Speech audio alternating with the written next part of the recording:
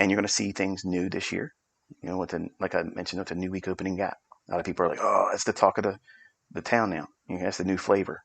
And anytime I introduce something new, it's like you want to stop looking at the things that you already know and just chase this new toy. And there's other setups that's forming with the things that you've already been taught, but you're not seeing them now because you're all looking at the new toy.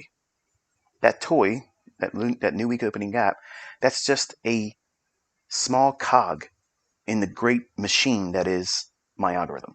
It's one little piece that when it's there, it's useful. But we're away from that new week opening gap. Remember that? The new week opening gap for this week is way above us.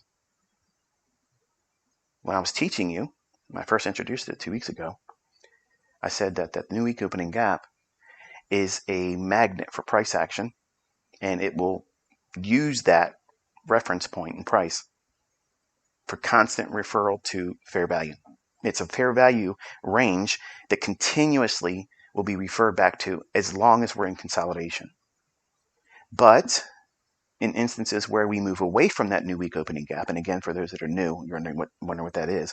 The new week opening gap is the closing price on Friday, and then the opening price on Sunday. When the markets open up, whether it be Forex, whether it be stock index futures, whatever, it works on stocks too individually. So I have a lot of folks that are interested in stocks. They like trading the SPY. They like trading the triple Qs. Okay, it works there too. These signatures are algorithmic. It has nothing to do with anything retail. They're very specific ranges, and they're very specific levels. The highest high of the gap, the lowest low of the gap, the midpoint, which is consequent encroachment. Consequent encroachment is always the mid-range or middle point of an imbalance or inefficiency gap. A wick, algorithms see wicks on candles, that is a gap to it. So it's going to split it in half, and that's consequent encroachment. I've taught you that as well in the last 2 weeks.